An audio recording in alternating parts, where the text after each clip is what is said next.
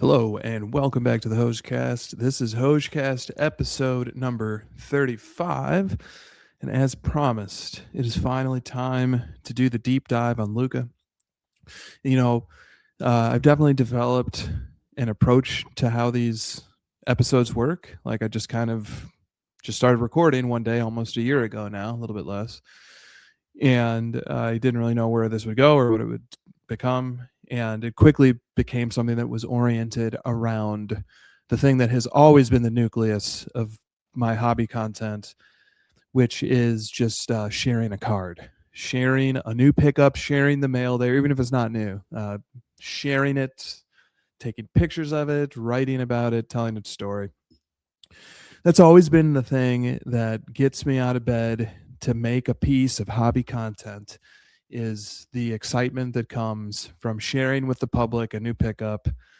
It's just one of the most fun things about the collecting experience for me, and it's why I think these HOJ-Casts have sustained. It's why we've made it to 35 episodes. It's so effortless. It's something that I just genuinely want to do. And the unfortunate part is I have time to do one or two a month, but you know, it just is what it is. But you know, if I could make one of these every day, I would. You know, I don't have enough cards to justify that, honestly, but that's how much I enjoy it.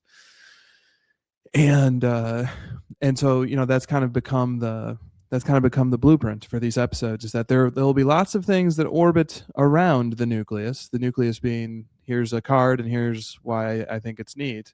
And then there's lots of stuff that orbit around that, you know, sports legacy talk, collecting philosophy, many different things, honestly, that I've found ways to sort of maneuver into discussions that are built upon the foundation of talking about a card. But that's the foundation, and that's how it's always been from when I started collecting almost 10 years ago now. And one of the most fun things, even from day one to today, was getting that card in the mail and then taking some pictures of it and sharing it with the world. That's always been something that's just been effortless. It's something that I love to do. And that's become the blueprint of these shows. And so that's what, of course, this episode and all the recent episodes have been oriented around. There probably, of course, will be some episodes that aren't oriented around a mail day when there's something else to say. But I found that this is the blueprint. This is the recipe. This is what gets me out of bed. This is what gets me doing the preparation and the research necessary to make one of these be worth listening to, hopefully. And so, of course, this one is going to be no exception. This is going to be the introduction of a Luka card.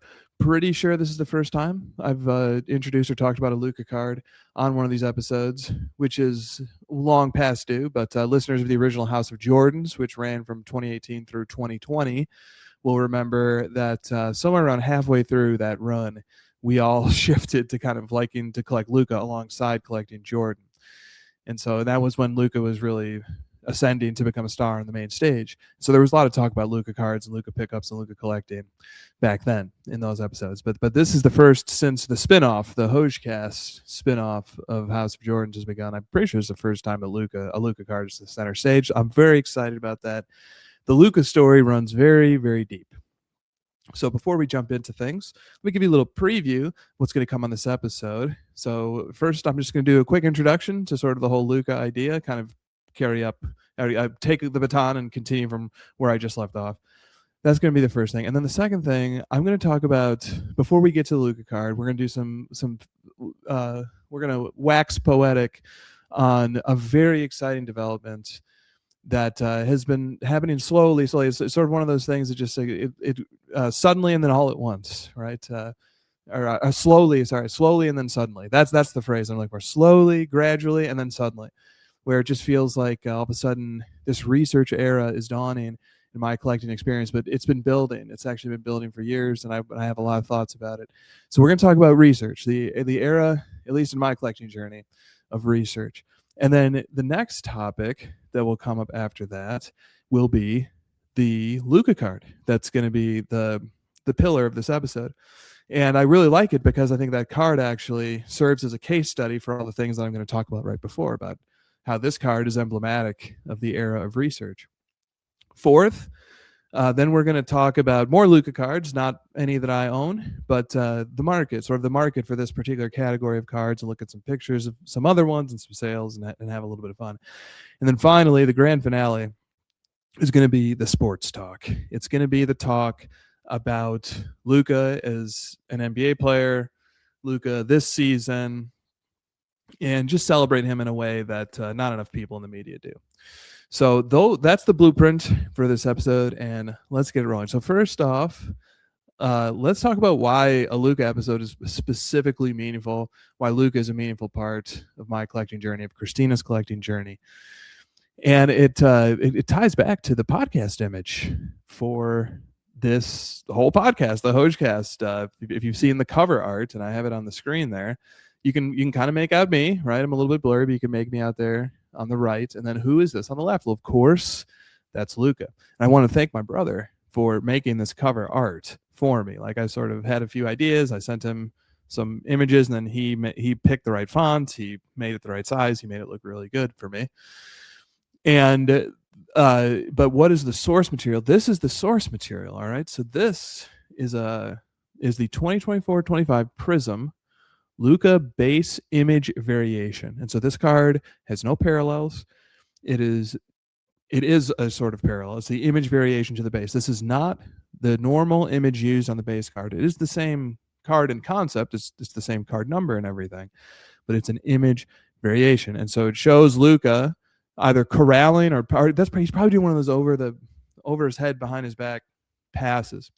And the photo comes from the NBA Finals when they played the Boston Celtics in the NBA Finals. And I'm quite sure of that, because that is the only reason why I was able to get into this photo. So we got to watch 2 NBA Finals games. And let me back up for a bit. So Christina and I work remotely, obviously. And so it's not super important where we're located. We do have to travel for work. We do have to take a lot of trips sometimes, and our physical presence is needed at times. But generally speaking, we're able to work from computers with an internet connection from pretty much anywhere. And so that gave us the liberty to literally move to Dallas and move to an apartment structure that was right across the street from the American Airlines Center, and become season ticket holders of the Dallas Mavericks, and watch a few years of Luka's early prime as fans. And so we did that. We literally did that. We moved to Dallas, to the Victory Park area, like literally right across the street, like steps away from American Airlines Center. And it was nice living there. You have the Katy Trail right there, and a nice little downtown district. I guess technically they call that uptown, I think. But it was nice. Spent about 2.5 years there, and it all culminated in this miraculous Mavericks playoff run where they made it to the finals. But our normal season tickets were actually not in. So spoiler alert. Obviously, you could see that my cover art was just a clip of this image, right? Like, you can see Luka, you can see me, and that was just sampled or borrowed to make my cover art. There's Luka, there's me sort of gazing on in judgment of what he's doing or something. I don't know. But so this card, however, Christina and I normally did not sit where I'm sitting, or technically actually standing, because like for most of the finals games we were standing. We normally don't sit there. We took those seats just for this one particular finals game, and because of that quirk, I ended up getting captured on the photo. And so that photo is kind of like the time capsule, the snapshot, the crystallization of an era of our lives. And it's just perfect that it's captured on a card, because it was cards that led to the fandom of Luka, and that led us to living in Dallas, right? So it's the symbolism there is great. It's the perfect object to sort of summarize that run and that experience in our lives. And so I figured, what better choice for my podcast cover than this? Like, this is just it's perfect. It's a card. It's one of my favorite players. It's somebody who, like, I literally reorganized my life around for a few years to sort of watch them do their craft.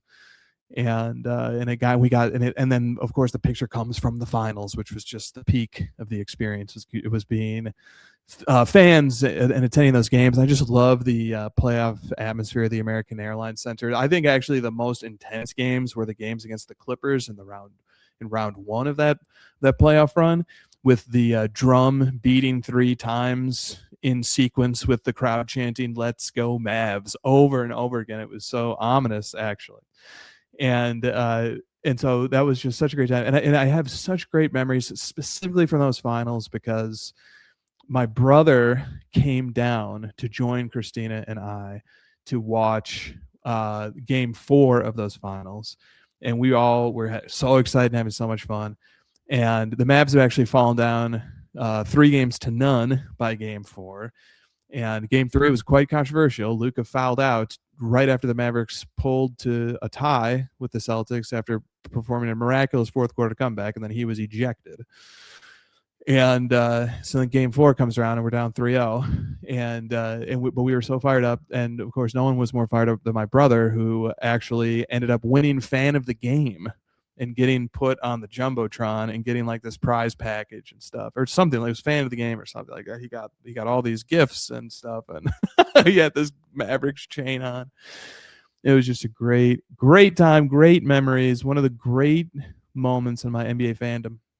And so that's all owed to Luka. And you can sort of see the through line, right, of how that dates back to, we started the House of Georges podcast. We were collecting cards, and we started collecting ultra modern cards, and we just were opening Prism boxes. This is back in 2018, like really the winter of 2018. And then Luka was the hot prospect, and he was on ESPN, and we said, let's try to get his silvers. And then before you know it, we're buying more of his cards. And then before you know it, it's his second season, and all of a sudden he's scoring 30 points a game, and he's in discussions to be one of the top 5 players in the game. And like then it was like, oh, this is really fun. This is a fun player to collect.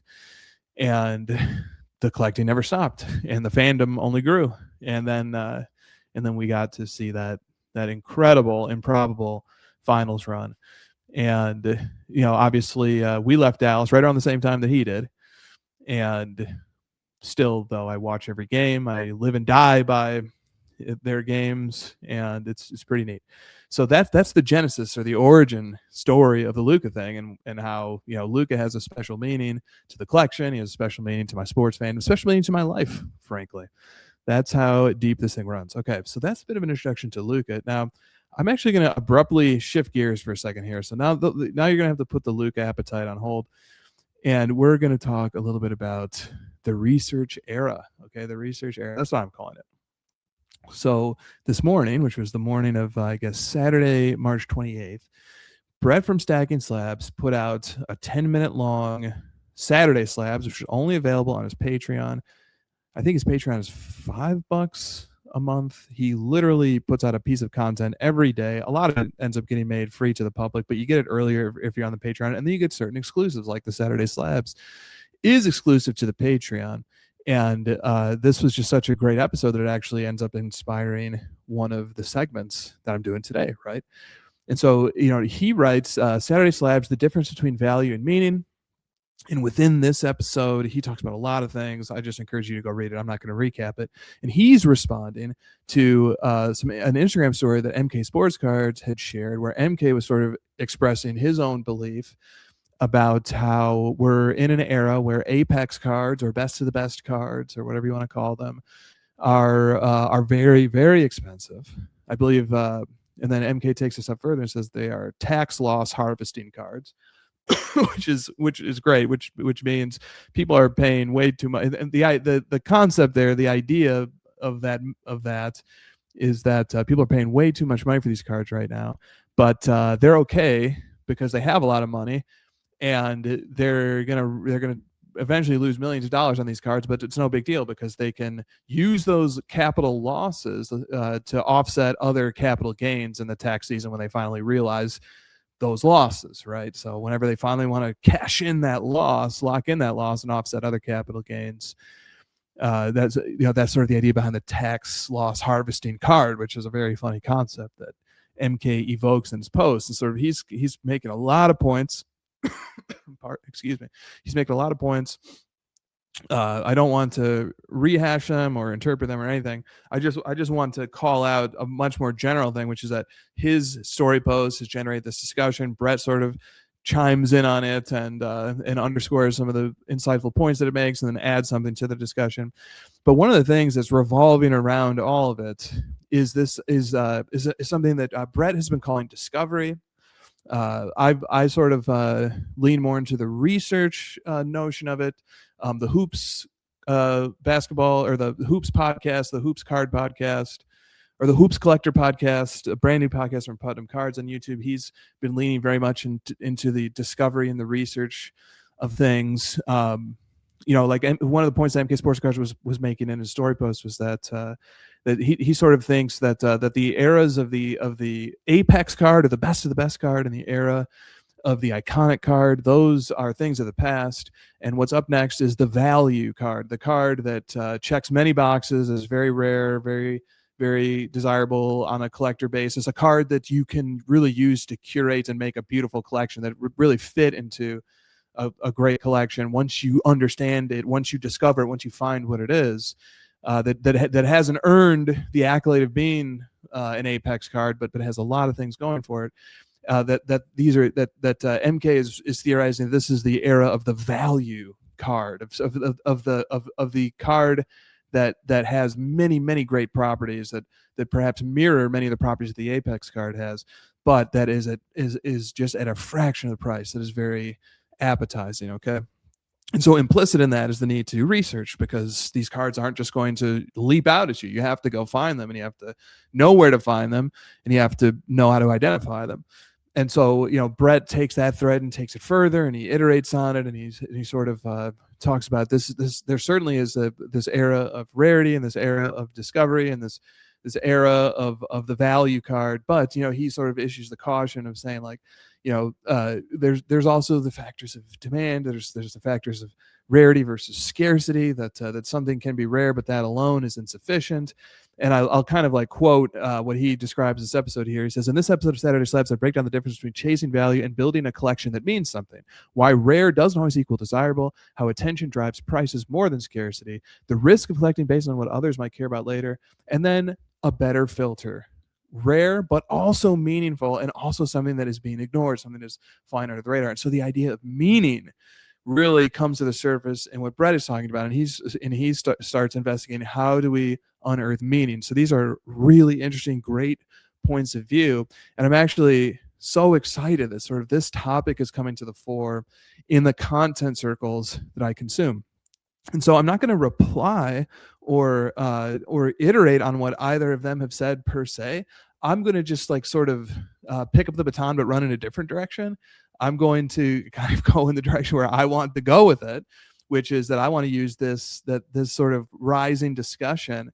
I want to add something to it, but I'm kind of on the periphery. I just want to talk about particularly research and the idea of meaning for me, for how it works for me.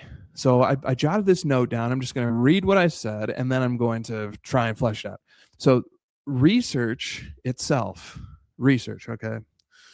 Research is a highly creative act because we have to choose what to research, how to interpret it, and then present our findings to the public. This is the creation of meaning, and all meaning is created. Okay, that's a lot. So let's start here with the idea, what is research?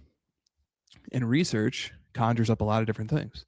Research, I think of myself sitting in a law firm somewhere, clerking and typing things into the search bar of Westlaw and trying to pull cases that the partner has asked me to pull, and doing it for hours. Okay, you have to summarize the case, summarize the fact pattern, and the main holding, and that's one notion of research. Another notion of research is sort of the scientist who's got his instruments for measurement, and he's in the rainforest, and he's like putting a bug into a capsule, and like just gathering things and jotting things down in a notebook and stuff. That's another idea that research conjures up. Or we think of sports research, right? You just sort of think of the guy like ESPN has like the Stats Jones guy. He's just sort of some guy, you never really see him, you never really hear from him. He just kind of like is sitting there with a computer, and he's just looking stuff up, and he's like, oh, this is the 7th time that a player has scored 23 points on Tuesday of a month that's an odd numbered month in the sequence of the 12. Just somebody kind of pulling these numbers, right? And in none of it, and all of it feels very uncreative, right? It doesn't. So the idea that research is a highly creative act, I'm introducing to the discussion something that is going to be counterintuitive. But here's what I mean. Here's what I mean by research being a highly creative act. Research is guided by something. Research is guided by a research program, a question that's being asked, and that's where the creativity arises. And quite frankly, there's creativity at every level. Like, what's the instrument being used to measure? What is the mode of measurement? How are we measuring it? And there's honestly room for making choices at every single step here. But I'm more focused on the big picture part, the part that truly resonates with the idea of creativity, which is the idea of choosing what to research in the first place. So like in the example of the guy pulling the NBA stats, the creativity is like, how can I use this database of information to pick out something that's special and unique and that is resonant? Like the Shai Gilgeous-Alexander's 20-point streak has been big news during this NBA season. And it's spawned other creative research questions. Like I saw one that showed that it was some player in the NBA has like the longest streak of games of at least 1 point, 1 rebound, and 1 assist. Okay, so that's creative. That's a choice. That's like, this is something that I think is an interesting thing, and I wonder if anybody who's leading that category, and then a certain player is like leading that category and doing it at a historic level, and it's like all of a sudden there's an awakening, or like this is kind of clever too. So how is research creative in card collecting? Well, it all starts with the idea that sort of buying a card is a creative act. It's an expressive act. You're buying one thing and you're not buying any of the other possible things. So there was a clear choice made there. And the thing that sort of feeds into the creation that's done through purchasing something or trading for something is the thoughts and the process that informs it. And ideally, at least for me as a collector, there should be heavy amounts of research informing it so I fully understand everything that's available before I make my choice.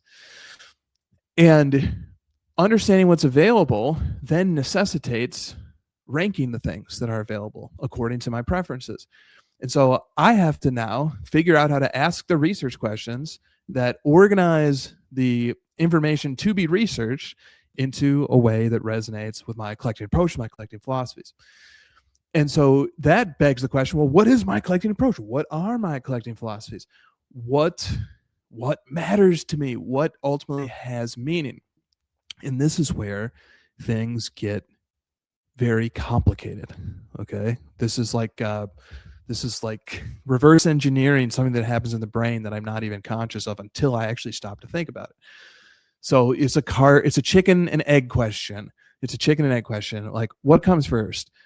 I start researching things if they're under a research program or a series of questions that I find important, or I know what's important. I know what matters to me, and then that instructs the research program, right? So it's sort of like how can I, or a different way of phrasing this, how can I know what to research until I know what matters, but how can I know what matters until I know what exists, until I've done research? That's a much better way to put it. Okay, how can I know what to look up when I don't know what I'm looking for?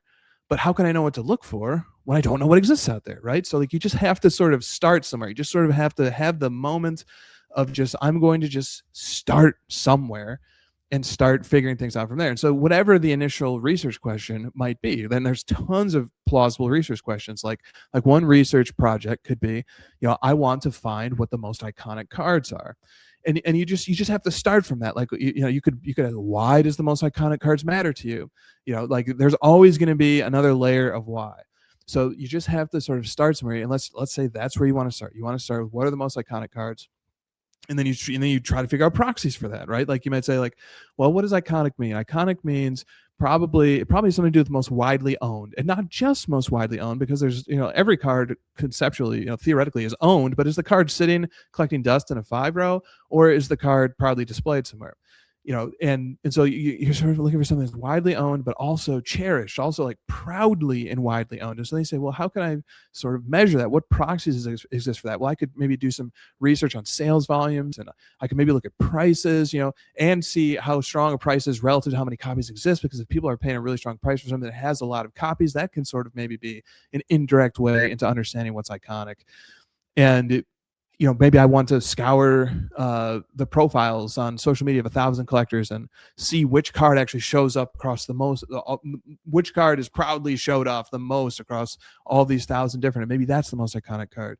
Or, which card appears most on the pages of the Beckett magazines during the 90s, or, which card do I just, or just if you want to do something less rigorous and something more, intuitive, just sort of like what card feels like I see it the most, or what card is just selling for a lot of money because there's a degree of iconicity that's created by that. So that's a research question you can ask, and then you start doing the research, and then things will start kicking back to you as you do it, and you start to iterate. You start to have discovery.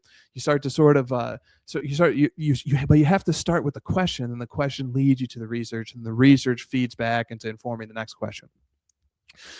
And so this process of research, the process, the art, the creative act of coming up with the question and then doing the research and then letting the research fill in the next question with content is something that is just is sort of like what I'm trying to home in on here. And now I want to do it. So that's already meta, but I want to take even another step out and sort of say, what does that procedure itself teach?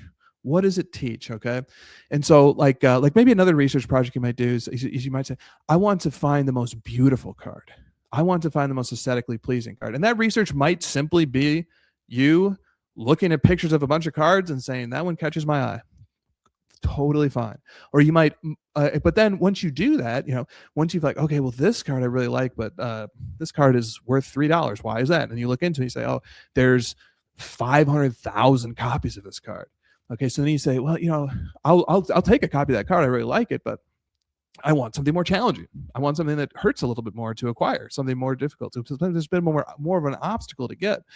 So you say, well, so I'm going to sort of add another component to this. I also want I want this card in the best condition, in the highest grade, or I want this card, but or I want to narrow my focus to only like I want to find the most beautiful card, but it should only have 1,000 copies or less. Okay, whether that's by looking at pop reports or that's looking at serial numbering, or however you look at it. I want a card that has a limited quantity and is beautiful. So then your first research led back to the fact you needed to add some more filters to your research, and all of a sudden your research program is informing itself. It becomes the research leads to questions, the question leads to new research, the new research leads to more questions, and this is the iterative process. But now step back from the process. And is there anything that the process itself is saying? Okay. And that's how I sort of looked at it like that. And that's what ended up informing my research program. Okay. And I'm not saying that I have the right answer to this. I think we've already made the proper, we've issued the proper levels of caution. Like when I point out that sort of the starting point for beginning research is arbitrary, not totally arbitrary, but you just have to start. So you just have to make something up. It's pretty much like how any system of logic or philosophy works, is that you ultimately just sort of have to assert the axiom. You just sort of have to assert. You have to just assume that at least one thing is true. You have to start from somewhere. Like Descartes, you have to start with I exist, and like then everything can go from that. But you have to have I think therefore I am in order to start building on top of the system. You need some principle that you're just assuming is true. Okay, so and because you're starting from sort of an assumption, no matter what, that sort of helps guide the fact that any research program sort of is starting from a point of sort of equal arbitrariness, or sort of any research program is starting from a point of equal levels of ignorance, or just jumping into the pool. But I step back and I say, what does the procedure itself teach? What does the procedure of a research question followed by results, followed by a modified question, followed by modified results, on and on and on. What does the process of that itself teach? And as I thought about that process more and more, and as I contemplate it more and more, the process itself continuously nudged me in the direction of my research program. And this will be no surprise to listeners of these podcasts. It nudged me towards orienting my research around developing a theory of rarity. Okay, rarity is where I ultimately land, which is not to discredit the value of being iconic, which is not to discredit the value of being in demand, which is not to discredit the values of beauty and aesthetic qualities. It is only to say this. There are two categories of research program. There is the category of the research program that is in some way, shape, or form dependent for its research questions on popular consensus. So for adjudication, right? So like sort of the idea of what's iconic is contingent on what everybody thinks. So the research project must almost in a sense continuously refresh itself to make sure, well, is this still the most iconic card? Is there still people sharing this the most? Is the price still really strong on this given the number of copies, or can that change? And we know that public sentiment can be fickle. We know that it can change over time. We know that things can fall in and out of favor as opinions are formed and made. And it's not to say that it's like, super flimsy. Like, the opinions on things like iconicity are developed institutionally. They're forged through the creation of media, the history of sales results. There probably is something also, objectively true about iconicity. There is something about this particular card or look or image or type or athlete that sort of people are going to gravitate to, even without having to be nudged in that direction. That's like there's definitely a level of objectivity to it too, but there's a strong sense of subjectivity as well. And it's the same for aesthetics. Like, my research project and your research project could both be find the most beautiful card, but and maybe we agree, maybe there will be some sort of consensus, but maybe there won't be. And how will we ever know? Like I could argue until I'm blue in the face that my card is the most beautiful. You could do the same, and there's no adjudicating of it. We could put it up to a popular opinion, but who's to say that opinion holds? Who's to say that it won't change over the next 5 or 10 years? And so I don't worry about the subjectivity so much, but I feel like there also might be, my sense of it over time is that there just might be something a little more concrete. There might be something a little more scientific, especially because like the whole idea of research puts me into the scientific mood. And so, and that's not to say that science is totally certain either, but it's just to say that it's the mindset of verification. It's the mindset of verifiability. It's the mindset of falsifiability. And so when I get into that mindset, I think about this process, it all nudges me in the direction of rarity. And here's why.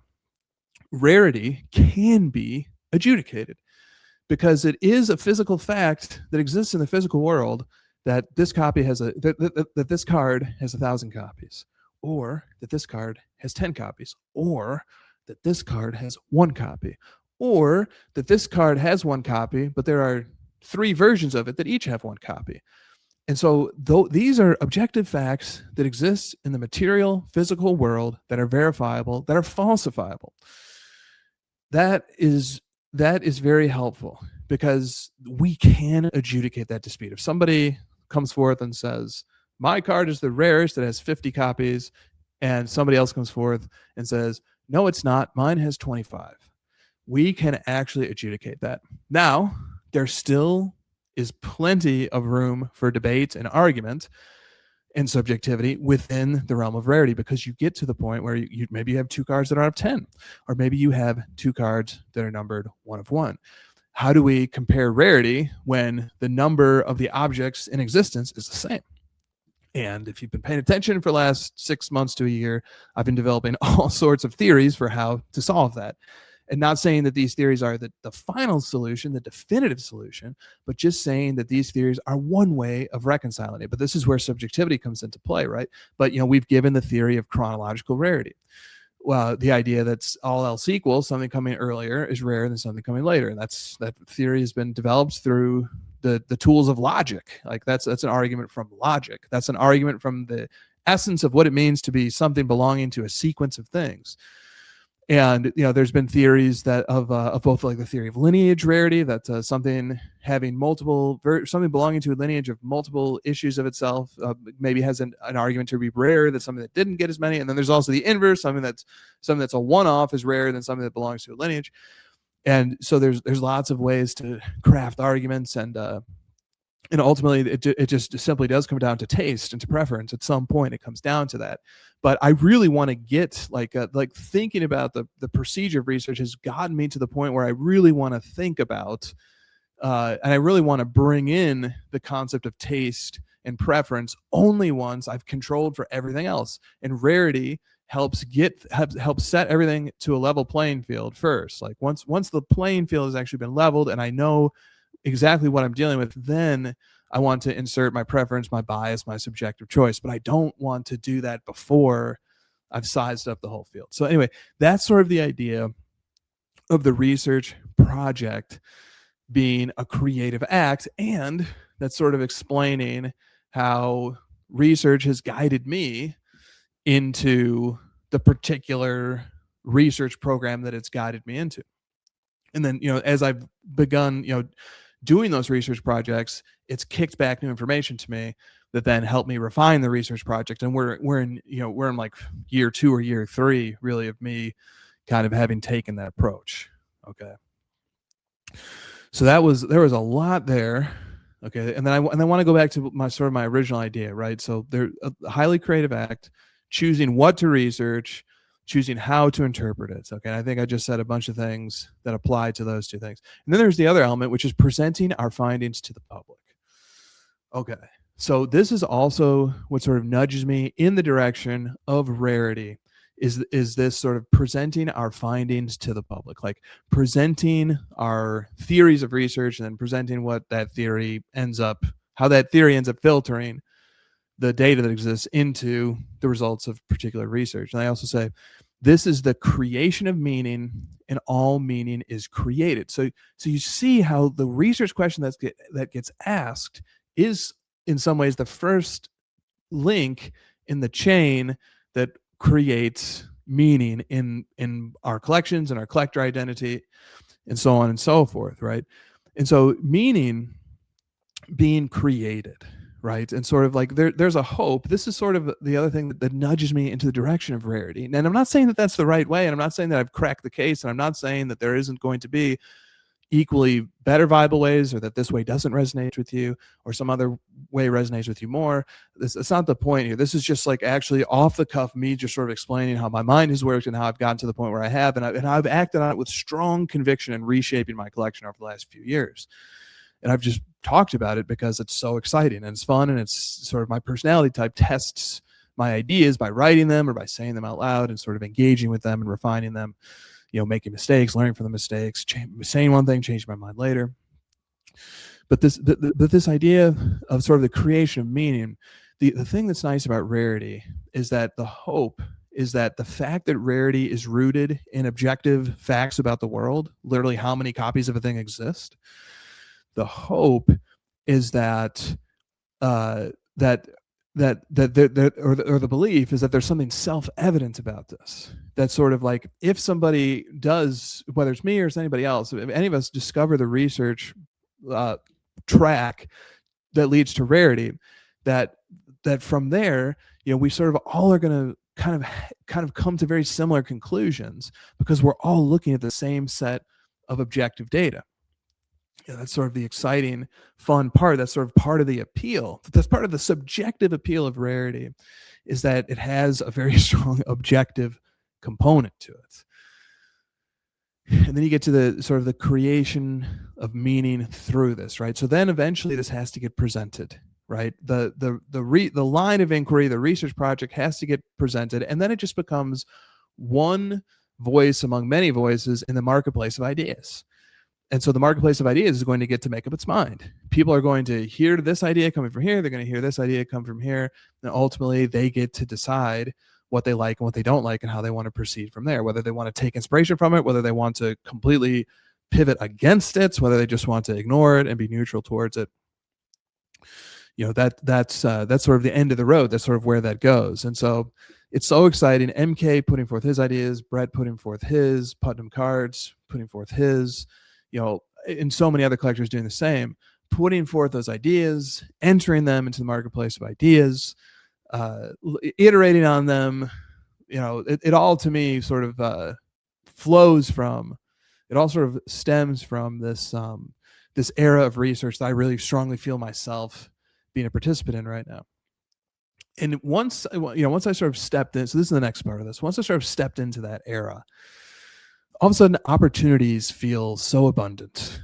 Like it feels like, to get to the point in the research project that I've reached and I've seen other collectors reach, it feels like that takes a long time. Now, it'll probably go much faster for others because the blueprint has been established, but it feels like we're still months or even years away from widespread adoption. I'm not assuming that is going to be the case, and I'm not even arguing that's going to be the case, but if it did become the case, we're still like a long ways away from that. And if you assume that sort of there is something relatable, something universal about how research and the project of research is inherent in the project of collecting, then it just sort of feels like you've time traveled from a few years in the future, but you get to be here right now, and that makes it feel like the opportunities are abundant.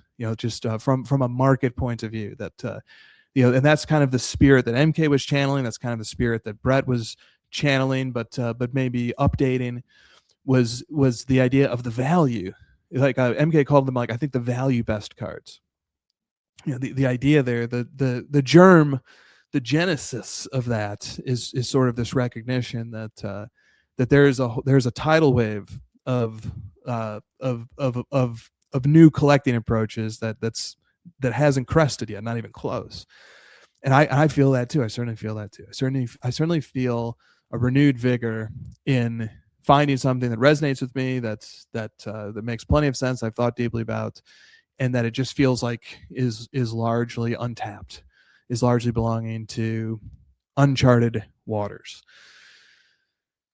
And so one of the ways that sort of molded my collection and changed the way I approach things is that I've really reached a point where I mostly want to keep the cards that are worthy of me taking the time to write a big Instagram caption for them. That's sort of the point that I've reached.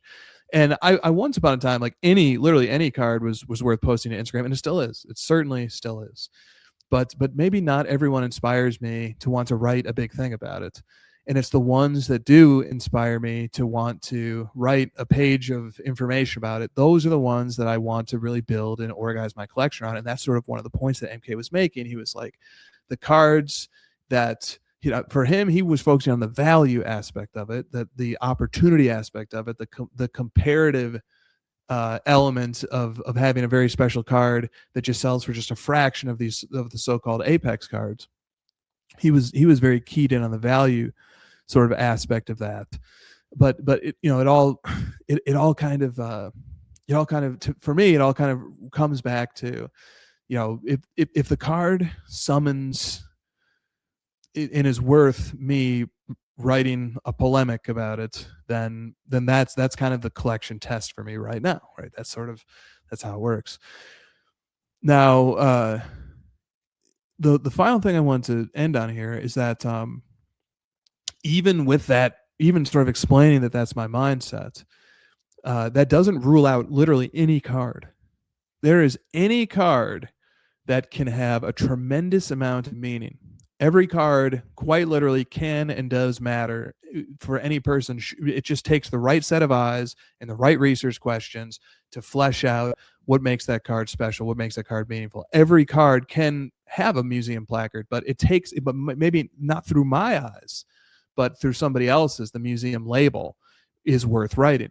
And like a great example is the card that I was just talking about. This, for every other person basically in the world, that Luca Prism Base variation card is just another card in the 5-row. But for me, it's not sitting in the 5-row. For me, that card is front and center because it has because I have constructed a specific meaning for that card. And that goes back to this idea that meaning is constructed, meaning is built, meaning emanates from the process of conducting research, meaning emanates from having a point of view to begin with, and then using that point of view to filter results. So very exciting, this era of research. And now let me show you an example of how an example of the research playing itself out in real time, or maybe a different way of putting it is a case study in how the research program itself manifests. So like I just gave a bunch of theorizing. Some of it probably sounded like gobbledygook. Some of it probably made sense. And a concrete example always helps. I always want a concrete example.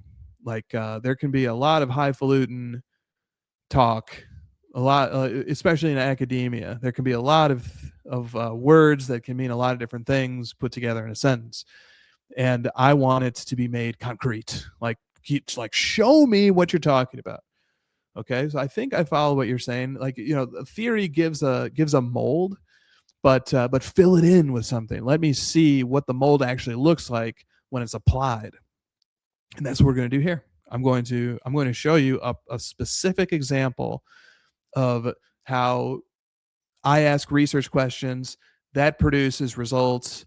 Those results inform further research questions, which ultimately culminate at some point in the act of the acquisition, in the act of the purchase. And this is the final state. So this is a card that I've purchased, okay? This card right here that I'm showing on the screen. And so we're going to do what we normally do. We're going to go through the social media posts. We're going to break it down. We're going to pull out the things that are interesting. I'm just going to read it. I don't think I've ever heard it uttered out loud yet. And so it's just going to be a read. And then there's going to be a lot of substance to riff on here. So here is what I wrote for this card. Luka was traded to the Lakers with just 2 months left in the 2024-25 season. As a result, only a few products from his first Lakers season show him in a Lakers uniform. By my count, there are 9 brands that produced a first-year Lakers card for Luka, yielding a total of 78 one-of-ones. Those brands are Eminence, which has 17 total one-of-ones, Panini Instant, 14, Flawless, 12 total one-of-ones, Mosaic, 11, Prism Black, 8 total one-of-ones, Obsidian, 7, Silhouette, 5, Photogenic, 2, and the product called 1-in-1 yielded 2 total one-of-ones. So you add up all the total one-of-ones from those 9 different brands, and that gets you to 78 total. Luka's 78 Lakers rookie one-of-ones are categorized as follows: 16 base set cards, 48 inserts, and 14 Panini instant cards.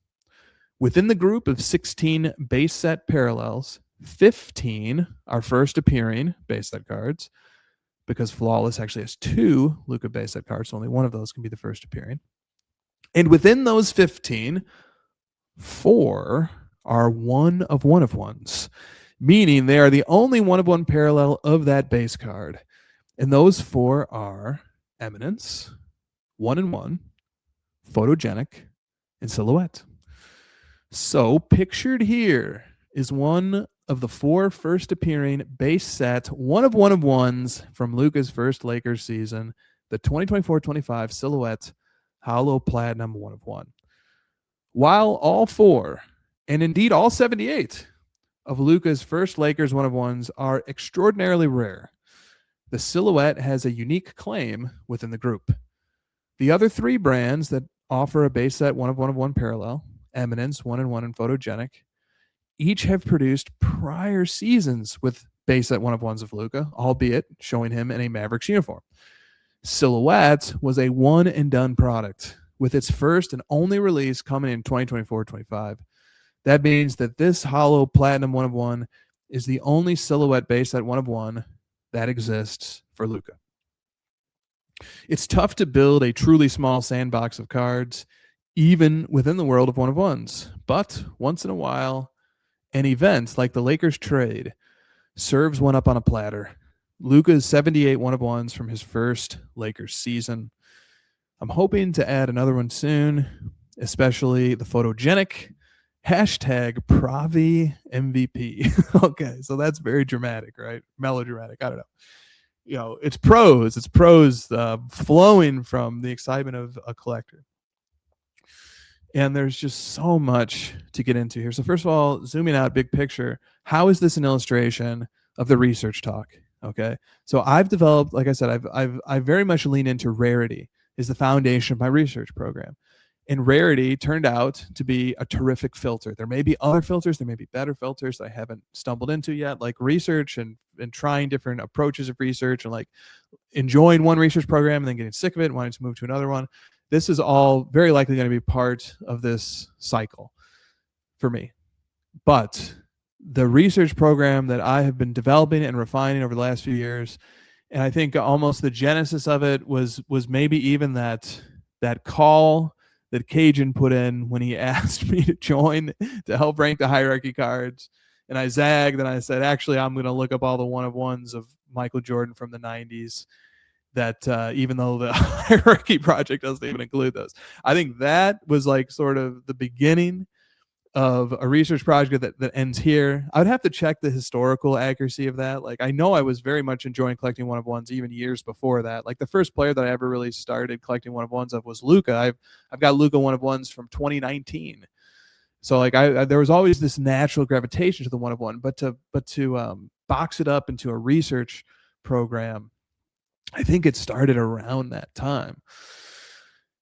And then it turned into multiple research programs. I started using that approach from homes and stuff. And the approach was this, right? Here's the concrete approach. The approach is, first and foremost, tell me all of the one-of-ones of a player. And particularly, since that's probably going to produce a lot, because we've been having one-of-ones for 25 plus years now, like 25 plus seasons of one-of-ones across the sports. Okay, so since that's probably going to produce a big number, make that sandbox smaller by telling me which ones are first. And there can be lots of different types of first, right? There's obviously there's like your rookie season. It's your first season. All the one-of-ones from your rookie season, very natural category to arise. Or your first one-of-one from a particular product. Maybe it doesn't come from your rookie season. Maybe even it doesn't even come from your active years, your playing days. But it could still be the first one-of-one of that player in a particular product. So the research project is that. It's tell me all the one-of-ones and tell me specifically all the first one-of-ones. But there's creative license here, like what? The first of what, right? The first of what? And so there towards the end, I sort of said, for this Luca thing, I said, once in a while, an event like the Lakers trade of Luca serves up a small sandbox of cards on a platter. So and that's what I opened the social media post with as well, is that Luka was traded with only 2 months left in the 24-25 season. So we know that many products get put out over the course of a season, 25, 30, maybe even more, maybe less, depending upon the season. But it turns out that only 9 of them ended up having one-of-ones of Luka in his Lakers uniform.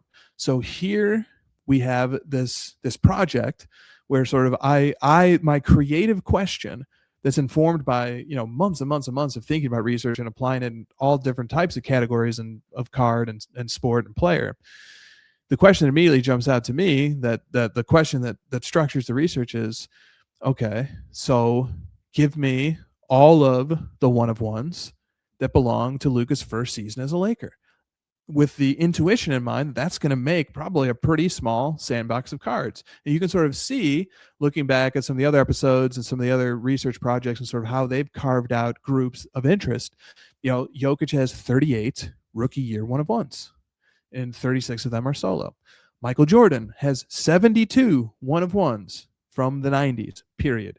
From the first sets to ever have one-of-ones, Michael Jordan has 72. And then the first year of one-of-ones in basketball ever, with one-of-ones being defined as cards that are actually stamped one-of-one, was 1997-98. Michael Jordan has 7 in that particular run of products. 7. And then the other 65 from the second year. But all of those cards, the first 7 or the other 65, they all have levels, multiple ways that they're first of something, which and that's what we're looking for, right? So or whether it's Mahomes, like the research we were doing last summer, like last June or so, and looking at there was roughly 260, I think, Mahomes one-of-one memorabilia autograph cards. Or no, I'm sorry, maybe there was I don't know, I haven't looked at this stuff in a while. Or maybe there was 260 total Mahomes one-of-ones, and then like 100 of them were memorabilia autographs. I'm pretty sure that's what it was.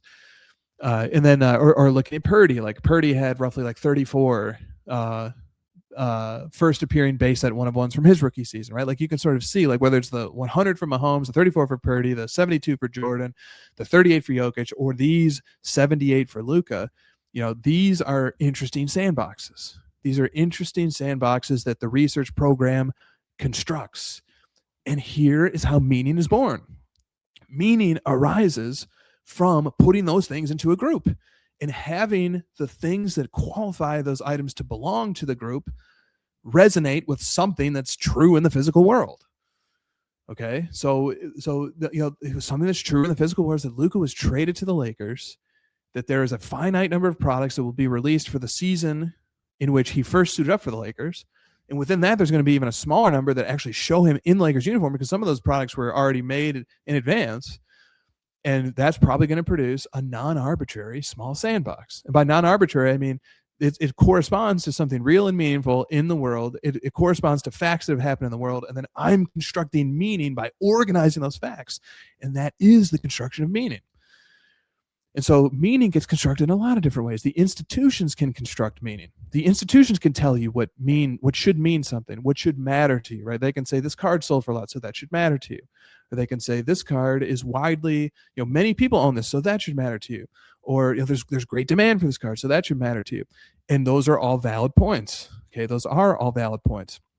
The value of a card is a very powerful tool in helping build your collection. If you have a valuable card, you can redeem that card for other cards or for cash you can buy other cards. There's a lot of power that accumulates to a card that has value, in especially like, you know, realizable value in the market, actionable value. So like there's definitely a reason to care about or to find or for there to be meaning in things like value, in things like iconicity, and things like headlines. But those things are not permanent fixtures of the physical world. Those things can change. A card can be worth $700,000 and then it could be worth $200,000. We've seen that. We've seen that happen many, many times. Okay, so the sort of the fleeting nature, the transient nature of things that are derived from a public consensus, from popular opinion, those things are one category. And then there's this other category. Okay, there's also the opportunity, the potential to construct meaning from durable, unchanging physical facts, like these 78. These 78 Luka Lakers first year one-of-ones. This is an unchanging, unrelenting group. It is there, it exists, and short of somebody incinerating one of these cards or something, or chopping it up, there will be 78. And if they do that, then the notion behind the inspiration of the research project only becomes more true. Instead of being 78, now there's 77. You know, the object of the research, which is making a small sandbox that's meaningful, only becomes more true. The sandbox only gets a little bit smaller. So that's sort of the idea behind organizing meaning, letting meaning arise from the notion of rarity. Is and rarity is such an interesting thing, right? Because you can sort of say, well, it's meaning, you know, the meaning of rarity is arbitrary. Why should I care more about something that has that is just one copy versus something that has 10, versus something that has 100, versus something that has 1,000? Good point. I agree. Iconicity mitigates in the other direction. You should actually care about something that has more. You should care about something that is more widely owned, more widely recognized. This thing, by owning this thing yourself, you gain access to belonging to a community, right? Like there's lots of different approaches on this. And I don't want to discredit them or say that they're wrong. And I'm not saying that. I'm just saying I'm trying to spell out through my idiosyncratic ways how my mind has processed the information and just lay it out there as sort of just an off-the-cuff, vulnerable moments of sort of me explaining how I work and understanding that it might not resonate with you, that you might disagree with it, that you might take to the microphone and explain why you disagree with it, or forcefully put forth a different point of view. And I welcome it. I encourage it. I appreciate it. I think it's all, honestly fascinating. But it's something amazing about just being a human being and being able to engage and discuss and dialogue on these things. But that just struck me in the moment how important and meaningful these sandboxes can become once our research programs are lined up and synced up to produce these results. Okay. And so the research also, ends up producing so many interesting things, right? So this card right here, this is one of the 78, right? One of the 78 Lakers rookie one of ones of Luka. But there's a lot more. Okay. There's a lot more. And sort of, I made some arguments and made some cases for, just backing up for a second here as I sort of flip through my slide, like pointing out that this was the only season of Panini Silhouette. So the one-off aspect of it is pretty cool. I grabbed a screenshot of the sell sheet from the product where the first bullet point is look for the brand new Silhouette making its debut. So like I sort of pointed out some of the things that make it unique, but you know what? Like the mistake would be thinking that this is the only card that has a unique story to tell or a story that is as unique as that one. And that's not true. All of these cards that belong to this group of 78 have stories that I could tell about them. Not all of them will be equally as compelling as each other, at least not from my eyes, from my point of view. But they all, just belonging to that group of 78, is something quite special, I think. And so here I have display on the screen. Actually, I included it in my Instagram post so that anybody can go look at it if they'd like to. How I've categorized all 78 of the one of ones. I list the 16 base right there.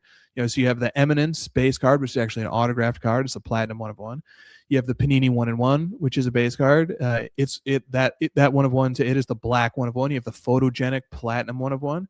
You have the Silhouette Holo Platinum one of one. The flawless base platinum one of one. The flawless All NBA subset from within the base set. That is a platinum one of one. On and on. Obsidian, Prism Black, Mosaic.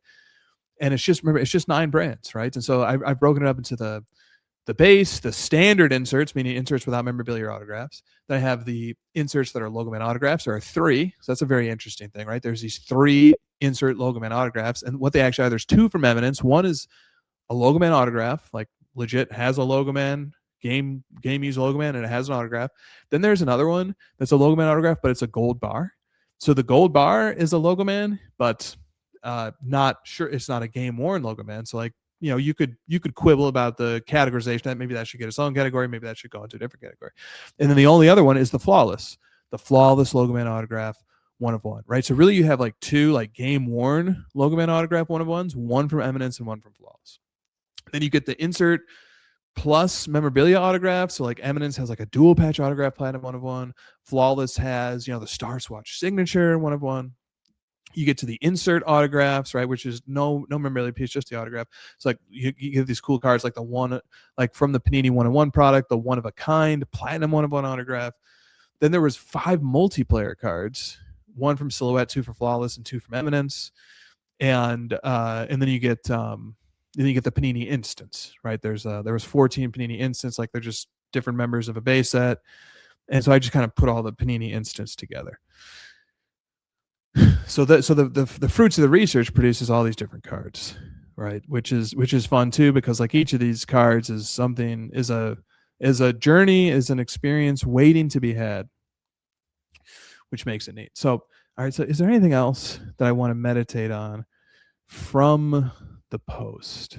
So the post is like really indexing heavily on sort of the story of the 78, and then within the 78, what makes this particular Silhouette Holo Platinum one of one special, right? That it's one of the 16 base, and it's one of the 15 first appearing base, and then it's one of the 4 base that's a one of one that doesn't have any other one of ones, and then it's the only one from a one and done product. So like sort of, you're filled, the research program continues to filter until you literally get one result, right? Until you get one result, which is this card. So like that's a really cool way to sort of like telescope in or something, or maybe not telescope, microscope in. You keep zooming in until there's just one, you just see one cell on your little plastic plate, or glass plate or whatever. You just zoom until you've zoomed in far enough that what comes into focus is just this one. And so then I think about, well, what happens when I get another one, right? Like, will the approach still be like rehashing this first 78? Because I've experienced that before trying to tell the story of other cards, right? Like once I've told the story of one of Jokic's rookie year one of ones, one of the 38, one of the 36, it's solo, single player card. Do I tell that whole story again, or do I try to find a different story to tell? So like, that's what's always nice. Like the first one tells the story, but then, it tells the big picture story, but the next one you kind of have to focus on something else. Like we don't want to rehash the content, even though probably the audience would appreciate the rehash because they're certainly not committing any of this to memory. But I'm really not doing this for them. I'm doing this for myself. Like sort of, I'm doing this to express and to say the things that are inspiring me. And it doesn't really get me out of bed in the morning to repeat something that I've already said. So that's one thing I think about is like, what would be the angle on the next one? So like I pointed out there, especially the photogenic, and I've got a picture of the photogenic coming up a little bit later in the slide. So that question sort of arises as like, how would I tell the story of the photogenic if I came across that one, right? How would I tell that story? So and it would be far less about the 78, and it would have to be more homed in on what the photogenic means. And actually photogenic lends itself to that because it has more of a lineage. I could start talking about when photogenic first arrived and stuff.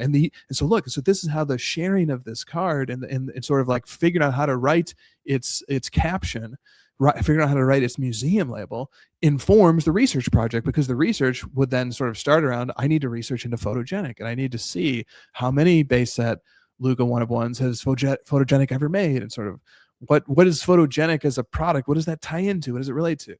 So this is how the research constructs meaning, right? Like first you have to start with a question. You have to figure out, you have to start somewhere, but then the process cycles and meaning is built. Meaning is created. Meaning is created, and meaning can be created. But the thing that's so the boundary or the fence around meaning that's worth bearing in mind, and this is something that sort of Brett was channeling in his episode, is that meaning can't just be totally invented out of thin air. I mean, it can, and it could be meaningful to you, but there is a natural world out there that is tethering the meaning. Okay, so there is a natural world out there that we are constrained by. The things have to be, there are mind independent truth. Well, I don't want to say that. Okay, let me not say that. There are intersubjective truths that exist in the physical world that constrain what we're able to say about things. And I think Brett was sort of channeling that, and probably channeling it more strongly than I was. Like I'm actually quite liberal with the idea that meaning can very much be constructed. But there are still the real world constraints. So but the real world constraints are the inspiration, and the constraints are what allows meaning to happen in the first place. Otherwise, it's just nonsense. Otherwise, if there's no reality tethering the statements, then the statements can quickly verge into nonsense. If there's no reality and no logic, you need both of those. You need both those foundational items. You need a logic of grammar and speech, and you need a reality in the physical world that corresponds to the statements that are being made, or else it's nonsensical. How do we even make sense of it? So that's one of the interesting parts here is this notion that the Lakers trade served it up. Okay, and there's another part to that too, which is like, so it's true that the Lakers trade created this category of cards, but why would anybody care to look into it? Okay, why would I care to look into it? And I cared to look into it because I started getting really excited about what he was doing as a Laker. So there's not a big recollection of this media-wise, because there seems to be a narrative set in stone that the Lakers stink, but they started the season 16-4. They started the season terrific this year, and now they're 12-1 or whatever in their last 13. So, they've had these bookends to the season where they have been juggernauts of a team. Absolutely a contending team. Certainly not throughout the entirety of the season as they've figured things out and players have been injured and they've tried to figure out lineups and rotations, everything. But there was certainly enough there to get me excited about the fact that Luka's Lakers performances, that this part of the Luka story, that this identity that being a Lakers uniform has conferred onto Luka, it's that became very interesting. That was something happening in the physical world that inspired a research project in the conceptual world that ultimately led to this project of digging into something that ultimately produced this group of 78 that ultimately led to picking up this card. However, I should note that this is just the very human element of this, is that, of course, I think I am often guilty of shooting first and aiming later. Shoot first, aim second, right?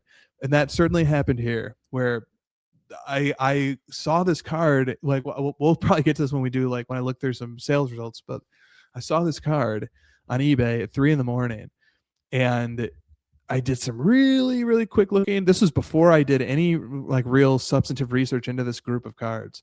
And I just said, I'm pretty sure there's not many Luka 1-of-1s from his first Lakers year. And I know that's his first Lakers year, and I know that's a 1-of-1. Let me just buy this. Okay. So I bought it at 3 a.m. It was a very fortuitous purchase that, because I just happened to be browsing eBay when when they listed it. And then after that, so I had a hunch that this was a class of cards that might be interesting and probably pretty limited. But it was only after that eventually, as I was getting ready to make the Luka episode, like, this is the perfect card for it, then I started fleshing out that research. I took it from a hunch, and then I completely filled it in with content. But I didn't know that there would be 78. You could have told me there's only 20. Or you could have told me there's 200, and it wouldn't have surprised me that it would have been on either poll there. Further than either of those two is probably out of reach. I had a hunch, I had an intuition, experience guided me, but it was the opportunity to present this card that really made me do the full-fledged research project, construct the spreadsheet, look up what each of these cards looks like to make sure that he really is in a Lakers uniform. And on that note, I've come up with 78, but it might be a little bit less, right? Because some of these I haven't. Some of these are 1-of-1s that don't have other versions, and I had the checklists say that he's in a Lakers uniform. That has been very reliable in informing the research here. Like, every time it said he was in a Lakers uniform, he was, with like maybe 1 or 2 exceptions. So the 78 number is provisional. Okay, like, it's probably 78, might be a little bit less. There's a possibility I've just skipped a product too, although I try to be very thorough with that. But that's just a note on sort of the provisional nature of the 78, and also a funny methodological note. Like, the real world process of how this works out is that the research was done after a purchase was made on the hunch or on the intuition that this is a very small group, and it turned out to be right. Let's now move to this market stuff. Okay, let's now move to this market stuff. Oh, and one other thing I wanted to show. So when I was trying to like take pictures of it to make it look cool for my Instagram post, this card was difficult to photograph. The card is very shiny. Its surface is very shiny. It's a very beautiful design. And the plastic, sort of like the plastic of the case, makes it hard to like capture a picture of it without like the phone that I'm taking the picture with sort of like reflect or like see my head, like reflect down the plastic. So you really have to try and like position it and get the right angle. It was tough. It was a tough card to photograph. But I found a cool angle where I just like, it was a cloudy blue sky day yesterday, and so like there was some clouds, but it was just this beautiful glowing blue in between them. And I just sort of said, well, what if I, instead of like sort of trying to point down, what if I point up? What if I tilt the card? What if I hold the card against that backdrop? And it was really tough to like get the picture without getting any glare or reflection in the card surface. I had to like hold it pretty far away, and I was using the portrait mode, which I really like. And I ended up getting like a nice in focus picture that looked really sharp, but my hand was sort of trembling and it was cold outside. Like I didn't like look really close after I took it. I didn't look until I got back inside, and like my hand sort of quivering made the photo a little bit blurry. I think that plus the portrait mode made it a little bit blurry, but it was close enough. It looked close enough that I still wanted to show it off because it was like almost executed well. And I just thought it was probably the best picture I took of the card. Right, the background really made it look cool. So now let's look at the market for Luka's first year Lakers 1-of-1s. So like let's look at some of these other ones, right? Like you've seen the one that I shared and you've seen the story that I told for it. What are some of the other ones? So I've gone over to Card Ladder. I've typed in 2024 Luka and different ways of spelling 1-of-1. And then we're just going to look at some of his 1-of-1s that have surfaced from that first Lakers season. And the highest selling one here was $420,000. It's a flawless dual logo man of LeBron wearing the Lakers 23 and Luka wearing the Lakers 77. And the symmetry of 23 and 77 adding up to 100 is satisfying. Beautiful card. We know that presumably those are game worn. Dual logo man cards are in demand. The next highest selling one here is from the Prism Black product, which also is a one-off, just like Panini Silhouette. Panini Prism Black, not to be confused with Flagship Prism, and Panini Silhouette were the two one-offs that offered Luka Lakers uniform 1-of-1s.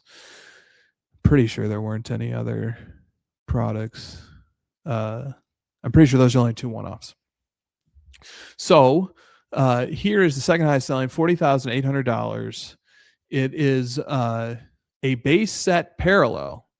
Okay, it is a base set parallel of it's the Nebula autograph 1-of-1. So let me actually just pull up the spreadsheet I made so I can so instead of trying to recall this from memory, I can actually like cross-reference this against the spreadsheet, and I can actually more accurately name each of these cards, right? So, okay. So this, like I was saying, belongs to the Prism Black base set, which has a total of 3 1-of-1s. It's card number 5 from the base set. It has 3 1-of-1s. It has a black finite 1-of-1, which is, that card must be spectacular. It has a Nebula 1-of-1, and then it has the one that is shown here, which is the Nebula first off the line autograph 1-of-1. But it's a parallel to the base set card. The base set card shows him in this pose, this pose of sort of it's a shrug of some sort with sort of the patented Luka, sort of like a grin of disgust or something. But those are neat. Like the black finite, like that would be the closest card that Luka has to a Prism Black finite. Those football collectors among us of the ultra modern era, certainly many of us like our Prism Black finites. Well, this isn't Flagship Prism. This is a product called Prism Black, but the Prism Black finite is you could argue that's the closest card Luka will get to an NBA licensed black finite 1-of-1. You could also make the argument that his select black finites, which began in 2023-24, have an argument. There's a lot of, you could also argue for the mosaics, even though those aren't called finites, they have the same pattern, but there's no denying, I think, especially from just how popular the Prism Black product seems to be from 24-25, that the black finite Luka would be very expensive. Then we have here a dual, one of the 5 multiplayer Luka Lakers uniform 1-of-1s. It's a dual autograph card from Eminence with Shai Gilgeous-Alexander on the right and Luka on the left. That sold for $39,600. Then we start encountering some cards, even from the Flawless product. The Flawless product had Luka Lakers 1-of-1s, but also had Luka in Mavericks 1-of-1s too. So we start encountering some Mavericks ones. Then we have the Luka from Eminence, the gold, the 1 troy ounce gold card with the Luka autograph. It's not the logo man gold bar. It's just it's a 14 karat ounce, 14 karat gold, 1 troy ounce with the Luka autograph 1-of-1 that sold for $35,400. Then we get to one of his 2024 selects. So this was a really interesting in-between case. This shows Luka in a Mavericks uniform, which disqualified it from falling into the sandbox I was trying to create. But it is themed as a Lakers card. So this comes from 2024-25 Select. This is I guess this is the concourse number 56. And it shows it has a purple and gold color theme suiting the Lakers. The word Lakers appears right there. I think the Lakers logo is on the back, but it shows him in a Dallas uniform. But anyway, that's that card in a PSA 10 still went for $33,600. So we've got some more Mavs ones here. Here's another from Eminence, the Curtain Call autograph 1/1 insert set. Here we get the one that I actually talked about briefly. This is from Panini 1/1. This is the one-of-a-kind autograph in the Lakers uniform. Here's a 2024 Mosaic veteran ticket autograph, Nebula Choice 1/1. It is a sticker. Here is another Luca, this time an insert from the Prism Black set, Prismatrix Nebula first off the line 1/1. This is always an interesting card. These team logo gems. So it's got like the Lakers on the front, then you have to turn it over and you get the Luca on the back. That's sold for $11,000. Here is a 2024, again from Prism Black. This is the Fireworks insert, Luca in a Lakers uniform, PSA 10. That sold for $7,800. That's a very high price for a Prism or a Prism Black insert. I happen to like these quite a bit. This is one of the Mosaic 1/1 base set parallels for Luca. He has 5. The Mosaic base set, card number 100 is Luca. It has 5 1/1 parallels. It has a black Mosaic, a choice Nebula Mosaic, a fast break black Mosaic, an international black Mosaic, and a Spectrus gold vinyl first off the line Mosaic. I believe this one is labeled as the international black. Looks great. Looks really nice. So that's one of great interest to me. Here's an insert called Notoriety, which shows Luca in his Lakers uniform. Clearly you can see he's kind of taking striking a sassy pose, which, he's notorious. That's the concept here, the notoriety. And Notoriety Black 1/1. There it is. That's one of the inserts, obviously one of the what we call the standard inserts. Continuing to scroll here. So this is the gold rather than the 1/1. The gold out of 10 from Panini 1/1's base set. So the gold is a very pretty color match, clearly. And the 1/1 would be just terrific. That would be a really, really nice card. That's certainly one that would be on my list. And remember, 1/1 is one of the 4 base sets to offer a 1/1 of Luca from the first year Lakers cards. It's Eminence, 1/1, Photogenic, and Silhouette that meet that criteria. And so as we continue to scroll here, we're continuing to see more 1/1s of Luca from the season, but many in Mavericks uniforms. And then some people who label their card as a 1/1, but it's actually not a 1/1. It's an eBay 1/1. Here's one that sold just a few days ago for $2,000. The 2024 Obsidian Hotspot insert. Okay, so this is one of the standard inserts. Obsidian looks like 5 standard inserts of Luca.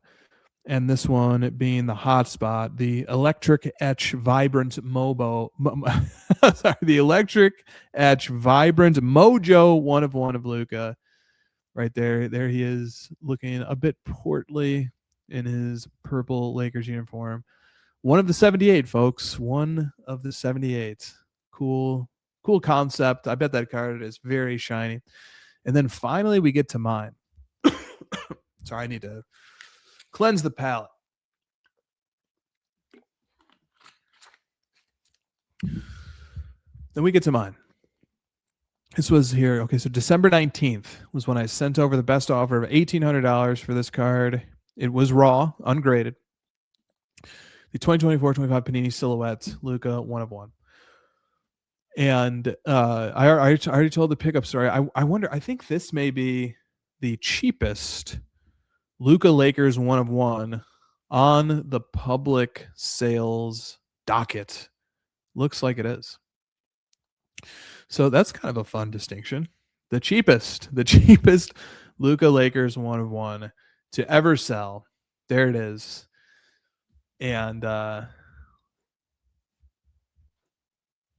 fun. There is the memory of purchasing that card, and so I bought it, and it went through eBay's authentication program. In the photo, you can see is kind of, so some have noticed that the card graded a PSA 5, and the reason why it graded a PSA 5 is because there's a ding along the bottom edge, and it's not like a terrible eyesore or anything. Like, I have the card here, it's not like doing too much to hurt the eye appeal of the card, especially kind of when you have it in hand, you just kind of look at it. But if you zoom in or you look at a big scan, or you hold it close enough to your eye, and you can see, yeah, there's a little ding right there. So there's some edge, there's some damage to the edge, and that's why the card got a 5. And then I bring that up because you can't really see it. It might be there, but it doesn't really seem to be there in this photograph. So I'm not sure. And then I did take pictures of it once it showed up in hand, authenticated in the eBay authentication one touch, and it did have the ding. It did have it. It had it prior to me submitting it to grading. And I was just so enamored by the card. I was actually listening to a podcast by Shane Shoebox Legends the other day, and he was sort of saying, like, he's not like a huge condition guy. Like, once the card comes in hand, he's not like, taking a loop and just sort of like trying to find every microscopic flaw. He's just like, no, once it's in hand, I just enjoy it for what it is. And I'm very much the same way too. That's probably why I don't have a great eye for condition anyway. And so I sort of think back to myself, like, had I kind of like thought more about the fact that it has this ding on the edge, where I have rather just made it PSA authentic, and ultimately probably not. But the fact that it is that it does have that little ding, it does take away a bit from the eye appeal. Like, mostly you can overlook it. The card is what it is, whether it has the ding or not. Like, what makes it special is not that, but you do want it to be perfect, right? Like, if every card could be a flawless PSA 10, that would be amazing, but that just isn't the case here. But so I'm not quite sure when that ding happened. Like, maybe it happened when I was handling it after I got the card authenticated. Maybe it happened in the mail, like shifting around. Maybe it happened when the card was getting inserted into the card saver by the at some point along the authentication process. I just don't know, and I care. It sucks. I wish it didn't happen, but I don't care that much. It doesn't fundamentally alter what the card is or how much I like it. All things equal, I wish it didn't happen, but that's the way the cookie crumbles, folks. Okay, so we've looked there at some sales history. We've looked at some pictures of some other ones. You know what stands out a bit, quite frankly? Very few of them are just like jaw-droppingly gorgeous. I bet the black finite of this of the Prism Black is amazing. And this Shea Luka Eminence is obviously slick, very loaded up with the hollow foil. The Eminence stuff is very luxurious looking. Not a big fan of the gold and silver bar aesthetic, although I've never owned one. So maybe if I did own one, that would change my point of view. But I think there's also, there's definitely like the most aesthetically appealing of the Luka Lakers rookie one of ones could really add something, given that there maybe aren't that many that are super aesthetically appealing. Like, a lot of these have sticker autographs, nothing wrong with that, but I don't love the sticker.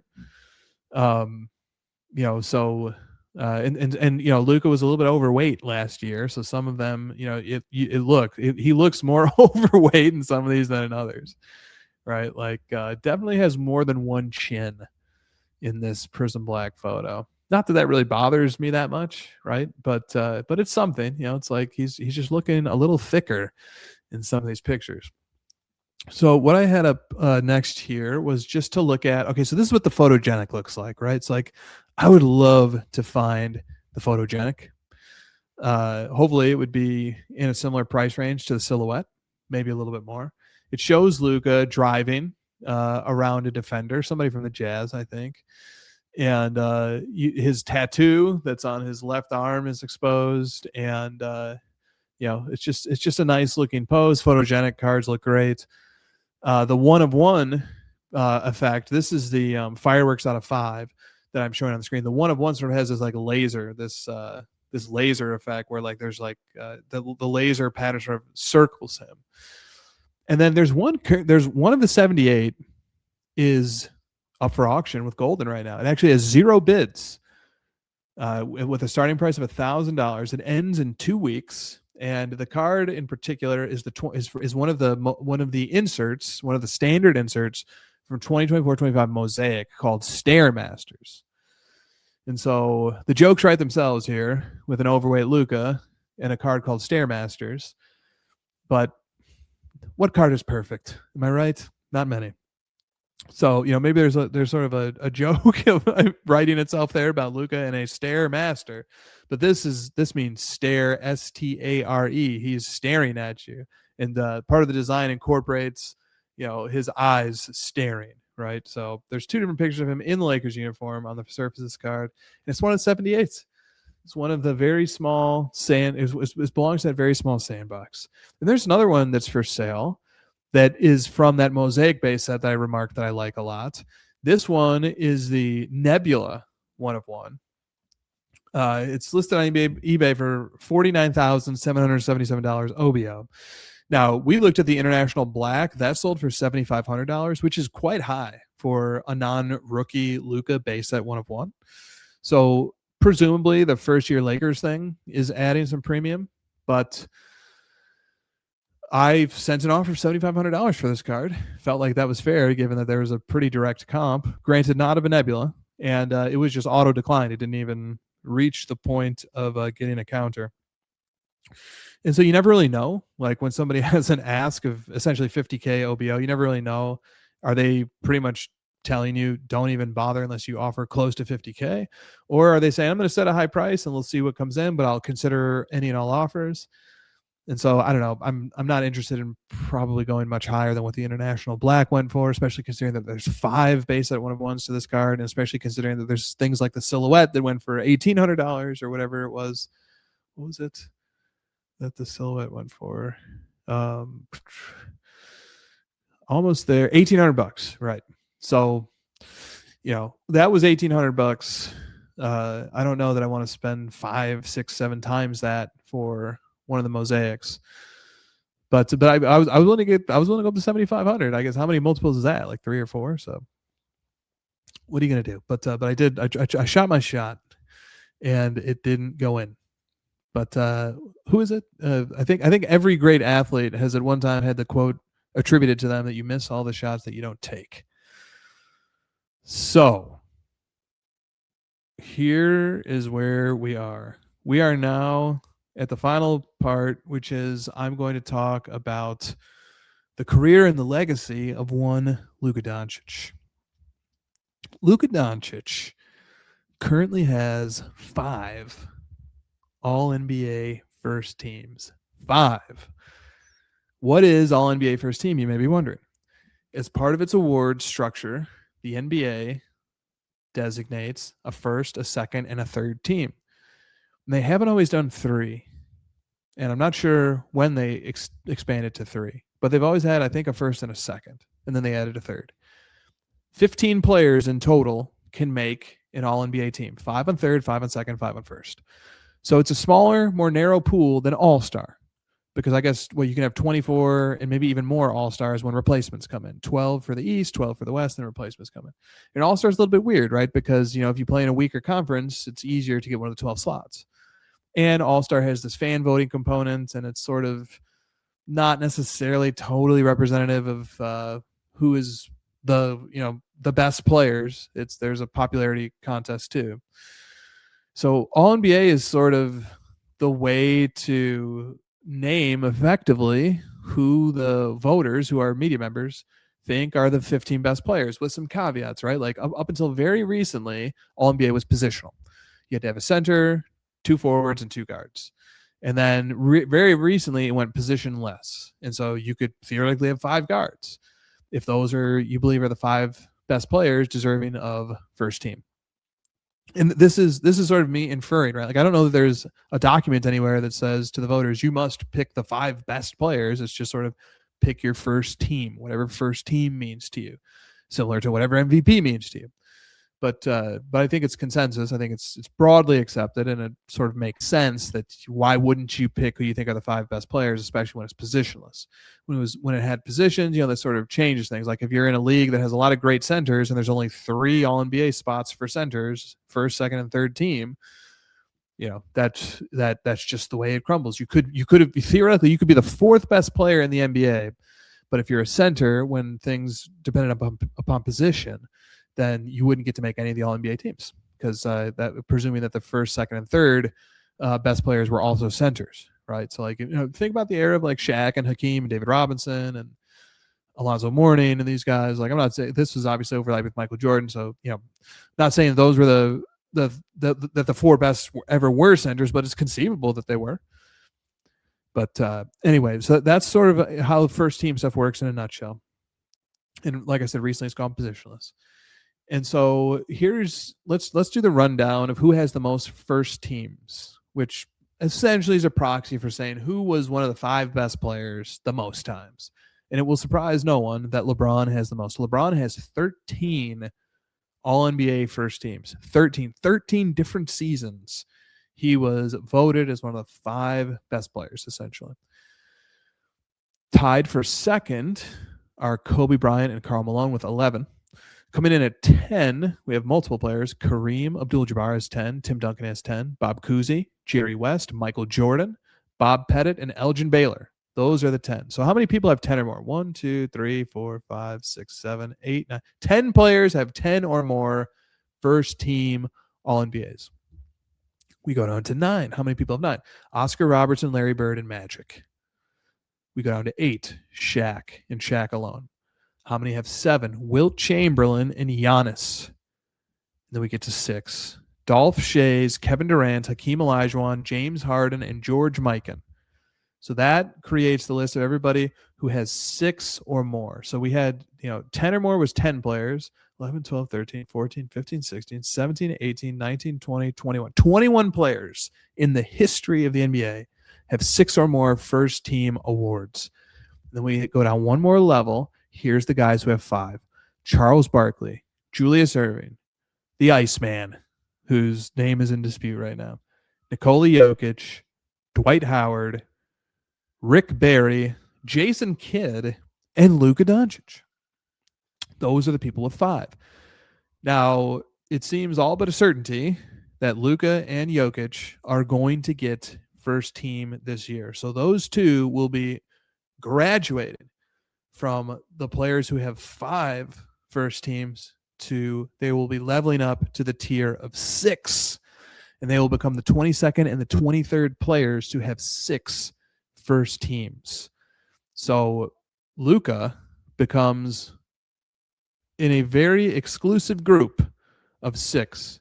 And do you see how all this echoes the research project idea? Like, this is a research question. Who has the most All-NBAs? And then how do we tier down from there? And then what meaning do we construct from that? It's all research, folks. And the research here says Luka could become and will become, barring something extremely unusual, one of 23 players in the history of the league to have 6 first teams or more. And think about all the active players who aren't shown here. Steph Curry. Steph Curry has 4. Dirk Nowitzki, not an active player, has 4. Chris Paul was recently an active player, has 4. Moses Malone has 4. Kevin Garnett has 4. Anthony Davis has 4. Jason Tatum has 4. David Robinson has 4. And then all the players who think of all the players who we didn't mention, all the great, all the players who are very exciting who are playing today, who aren't even at 4 yet. And here we have Luka ascending to 6. And he's sort of eased into this, like, when he's healthy, he's the scoring champ. He's all but certainly going to win his second scoring crown. And ever since he became the scoring champ in the 2023-24 season, he didn't win it in 2024-25, but he was injured, he was out of shape, and he was traded, and he just had like some very seismic events happening. In the season before that, he averaged over 33. And this season, he's averaging over 33. And last season, averaging over 33 would have won it. So it sort of seems like he's kind of like eased into maybe a Harden-esque status here, or a Kobe-esque status, where it's going to take a lot to knock this guy off of leading the league in scoring. And sort of the thing that's a little bit different about the way he does it is that he does it through a playmaking role rather than a pure scoring role. So he does it while also getting, 8 assists a game. And because that's the case, because he's sort of this offensive engine and he's almost like a floor of 50 wins, no matter where you want to put him and who you want to put him with and what type of dysfunction you insert into his orbit, you can sort of combine that with scoring champ, with unprecedented stat lines. Like he's the only guy to ever average 33, 8, and 8, and he's about to do it again. It seems like there will probably be more first teams in his future. And, if he gets one more, he's in that group with Wilt and Giannis. If he gets 2 more, it's him and Shaq. If he gets 3 more, it's Big O, Larry, and Magic. How about that for company for him? 3 more first teams, and then he lives with Big O, Larry, and Magic. 3 players who have some similarities with him in terms of how they approach the game and what their stat lines look like. And then 4 more, and then you're in there with Kareem and Tim and Mike and Elgin and Kuzi and West and Pettit. So interesting. Like getting a head start, right? Like that's sort of one of the stories, the lessons of Luka's career is that being amazing right away can help you rack up a lot of accolades and can help you position yourself quite nicely on career lists. So that's the first team bit. Let's talk about this bit. This is an infographic that I clipped from a Nick Wright segment. And he observes that here is the full list of players in NBA history who have scored at least 33 points over the course of an entire season, averaged 33 points over an entire season, and won at least 50 games. Wilt Chamberlain once in 1966. Kareem Abdul-Jabbar once in 1972. Michael Jordan in 1988. Each of those seasons won MVP. Michael Jordan did it again in 1990. He finished second in MVP. James Harden did it in 2019. He finished second in MVP, but he had won MVP the year prior. Joel Embiid did it in 2023. He won MVP. So every person who has accomplished this has at least one MVP on their resume. And all of them, except for Harden, have at least one MVP in the season that they did it. And then you have Luka. Luka's already done this once. He did this in the 2023-24 season. He averaged over 33 points, and he won 50 games. And he's going to do it again. He's going to win more than 50 games. So he will not only be the only guy to not have an MVP and do this, but he will now have done it twice. And this is the full list of guys who have done it. Wilt, Kareem, MJ, Harden, and Embiid, and Luka. And Luka twice. And the only other guy who have done it twice is Jordan. And why won't he do this again next year? Great stat. Great stat from Nick Wright, who is one of the few who's sort of willing to carry Luka's torch. Although maybe not as passionately as he's carried some other torches. Here's a little research I did. Luka Doncic obviously leads the NBA in scoring this season, points per game. But did you also know that he has the most points per game of any player in the decade of the 2020s? Did you also know that he has the most points per game in the decades of the 2010s and the 2020s? Did you know that he has the most points per game of any player this century? Luka. And you can actually even pull that back to 1990. You have to start the measurement at January 1st, 1980 for Michael Jordan to overtake him as the player with the most points per game over that span. So from January 1st, 1980 to today, Michael Jordan is the highest points per game player. But from January 1st, 1990 to today, it's Luka. From same date, 2000 to today, it's Luka. 2010 to today is Luka. 2020 to today is Luka. Or the start of the season to today is Luka. The player with the most points per game in NBA history is Michael Jordan. 30.1 points per game over his career. Wilt Chamberlain also has 30.1 points per game over his career. He is the second highest. He's just like a few hundredths of a point below Jordan. And then in third is Luka at 29.2. Michael and Wilt at 30.1, Luka at 29.2. Luka is less than 1 point per game away from becoming the all-time leader in career points per game. And if he continues to score at this 33, 34 points per game clip, it's going to happen maybe next season or at the beginning of the season after it. It's just set your clocks to it, because it looks increasingly like he is going to surpass Jordan and Wilt and become the all-time points per game leader. And that's for the regular season. For the playoffs, he is in second in points per game all time, 30.9 points per game in the playoffs over 55 playoff games. That's ahead of Allen Iverson, who's third, 29.7, and Kevin Durant, who's fourth at 29.3, and just behind Michael Jordan, who has 33.4 points per game. So surrounded by MVPs, and there he is. And same thing on the regular season points per game too. Michael, Wilt are ahead of Luca, Embiid right behind him. Just surrounded by MVPs. The one guy who doesn't have one.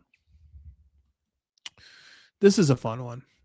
Since the merger, and it's interesting to phrase stats as since the merger, because the merger symbolizes the fact that the talents of the league was no longer spread out across two different competing professional leagues, the NBA and the ABA, but it finally came together into one league. And so it sort of implies that competition raised when there was a unification of the talent pools into one league.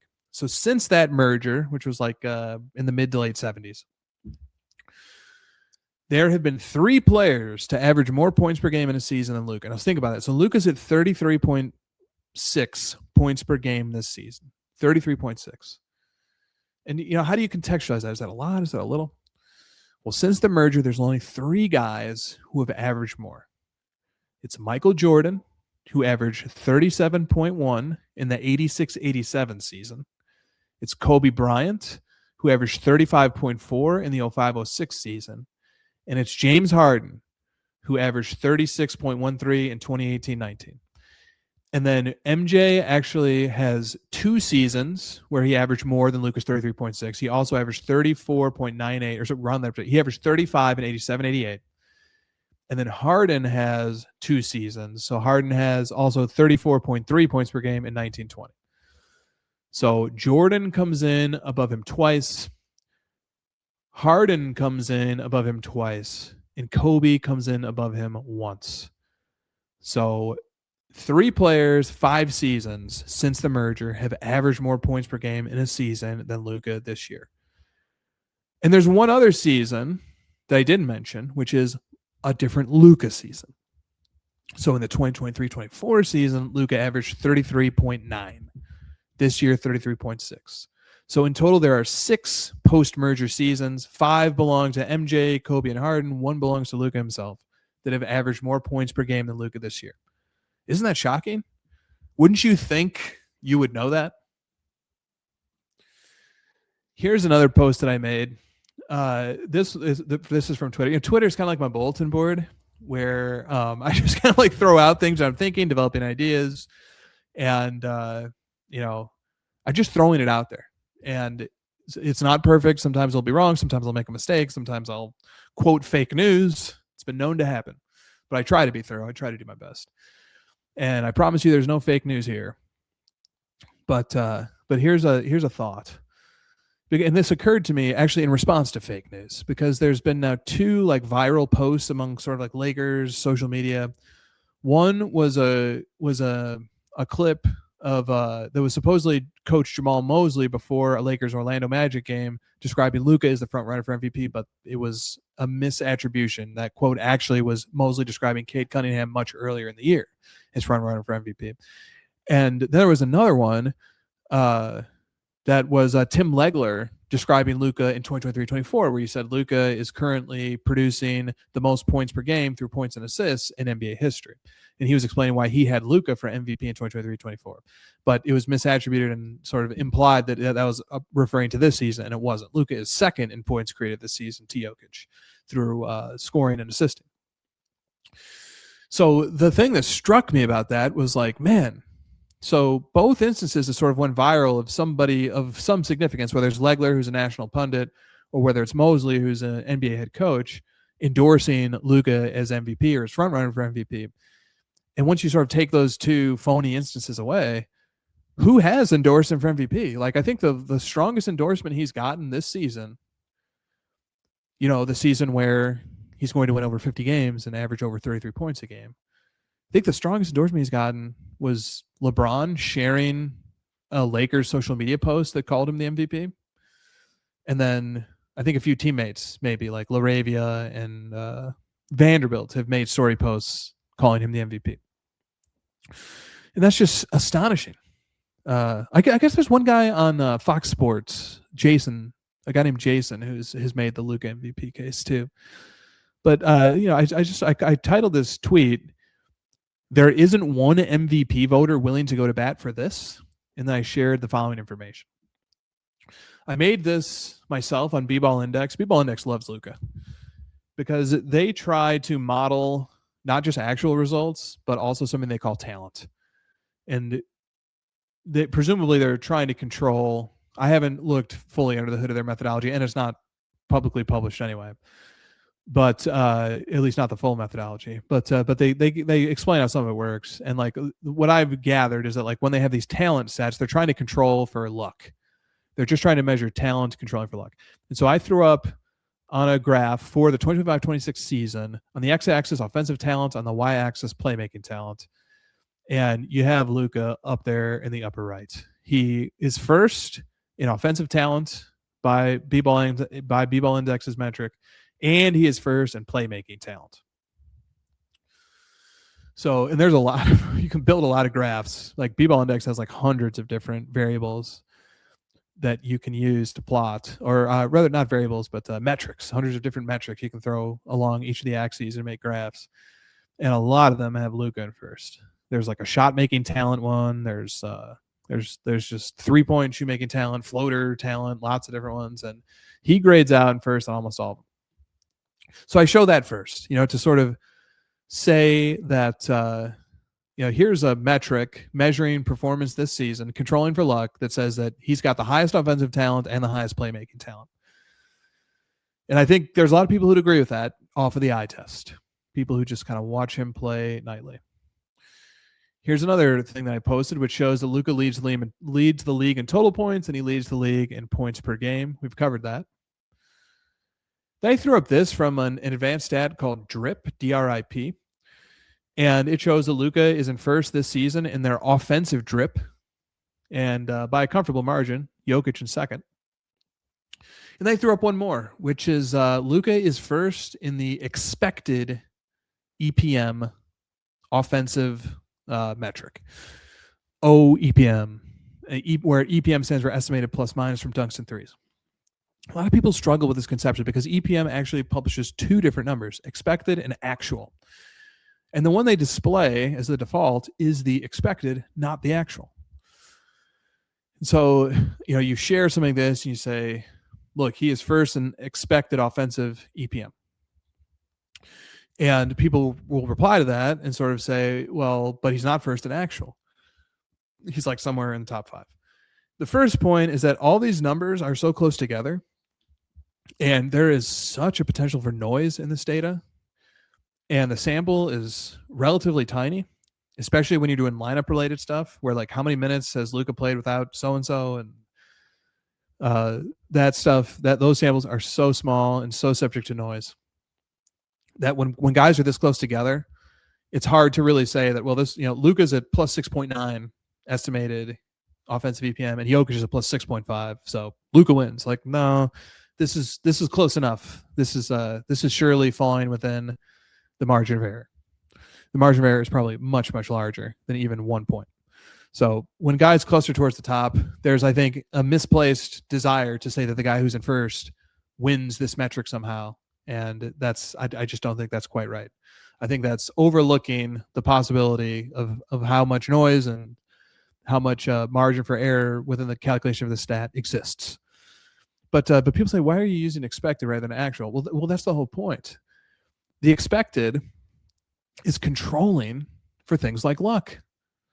The expected is trying to control for things that are not properly measuring how well the player is capable of playing and how well they have played up to that point. So, to make it egregiously obvious, suppose that every time Luka passed the ball to Jared Vanderbilt, who was sitting wide open in the corner for a three because of the gravity that Luka generates when he's on ball. But every single time Vanderbilt went to shoot, somebody in the audience who was just heckling him every game of the season shouts or blows a noisy air horn. And Vanderbilt is 0 of 200 on corner threes assisted by Luka. Luka would get punished for that in lineup-based metrics, like an adjusted plus-minus model like this. He would get punished for that. The whole point of the expected offensive EPM is to control for that, to control for noisy data. And that is noisy. Because noise is determined by what is the point that we're trying to measure, and the noise is the thing that is obscuring what we're trying to measure. And the fact that a guy is chasing around Vanderbilt with this air horn, and eventually he's going to get stopped. Like, let's say like tomorrow they catch the guy who's doing this and they prevent him from ever coming to an NBA game again.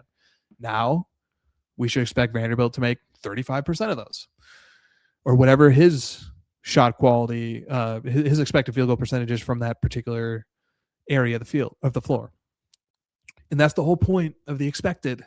That's presumably why EPM shows you expected before actual, is because they are more interested in showing you what they're more interested in trying to capture what the player's genuine talent level has been, rather than the talent level plus the noise that may be distorting through luck and other variables that number up or down.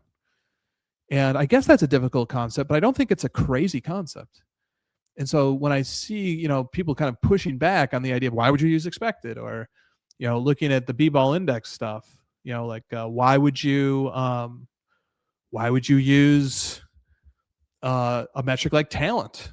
Why not just use, the LeBron, which is their catch-all? And that's why. There's certainly something to be said for both. Actual is valuable too. That's literally what actually happened. But the expected, or the talent measurement, is measuring what would have happened if we controlled for luck. And isn't that a pretty important input too? I think it is. So that brings me to the final slide. And I need to get this in before we get to 2 hours, or else StreamYard's going to mess up on me. So the final slide here is a post that quotes a Clutch Points post that shows, this is from 12 weeks ago, Luka owns the lead in all-star voting, and he did finish with the most all-star votes this season. He has the top-selling jersey in the league, and he is the most viewed player on social media. I think these information bits have been accumulated from different points in time. Like, the most viewed social media bit is like related to that very viral clip of him, Derek Jones Jr. and Kyrie, and the best-selling jersey. That might have been true at one point. I'm not sure if it still is. The Lakers trade obviously impacted it. The first in all-star voting is true, and he did win that. And so this is sort of the punctuation mark on the Luka discussion, is that by metrics like these, he is a very important figure in this league and in its history, and he's very popular. And I get why he's popular. He is the only athlete in history that could motivate me to move to the city where he plays and to pay money to become a season ticket holder and to watch and literally upend my life and rearrange it for years just at the chance to watch him play basketball in person 40 some odd times a year. And I don't know if there's a more emphatic point that I can end on than that. So let's just wrap up this episode here. This has been episode 35 of the HOJ-Cast. Sending a shout out to Luka for another very memorable season. I'm so excited right now. This is like my favorite time of the NBA season. Every day is just a countdown to the games at night. I can't wait to see what happens. And we'll be back to normal life once the NBA playoffs are over. But man, I love the NBA playoffs. There's nothing like it. It's going to be a very, very fun playoffs. Hope everybody's enjoying the season too. And everybody's having a lot of fun collecting. And we'll see you guys next time.